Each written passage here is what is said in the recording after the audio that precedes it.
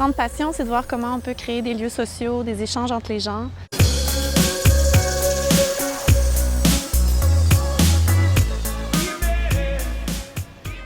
Suite au 6 juillet, il y a eu beaucoup de travail de reconstruction qui a été fait.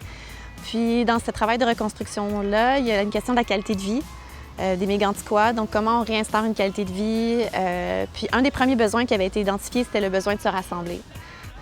Donc comment faire une place publique qui crée juste des moments d'échange, des moments de conversation. On peut rencontrer sur son parcours les gens de sa communauté. Donc, la partie des hamacs pour la Marche du vent est super importante parce que ça permet aux gens de passer du temps ensemble, tout simplement. Les hamacs, c'est 5 hamacs qui sont installés en quinconce à côté du centre sportif. On peut même voir qu'il y en a un qui va passer sur un autre. Et puis, c'est un endroit où les gens peuvent se retrouver. Ils pourront aussi juste chiller, se reposer, pique-niquer. C'est vraiment l'endroit parfait pour ça. On travaille plutôt en groupe, en fait, chez Bien tous les jours. La conception générale, je pense qu'on travaille tous ensemble. On travaille beaucoup sur les prototypes des hamacs. Un principe de tissage classique, je dirais, une corde en dessus, une corde en dessous, etc. C'est sûr que les métiers à tisser de cette taille-là, ça n'existe pas vraiment, donc on a cherché des moyens pour le fabriquer. Donc on a vraiment construit ce métier à tisser sur mesure pour qu'il soit aussi léger et transportable que possible, mais qu'il soit quand même robuste, pour pouvoir l'amener ici et puis tisser le dernier hamac avec les gens.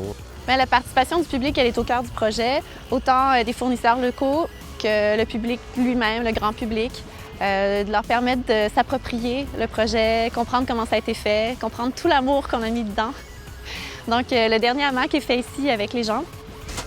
Donc on a eu plusieurs petites mains qui sont venues nous aider à tisser, à faire la finition, tout en profitant en même temps.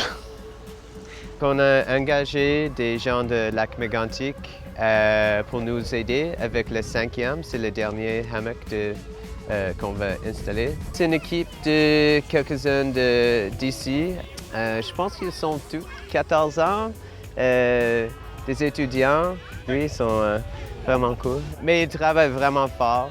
Donc de venir travailler ici sur le terrain, c'est super stimulant pour nous, mais c'est d'apprendre à connaître les gens, de pouvoir échanger avec eux sur nos intentions pour le projet.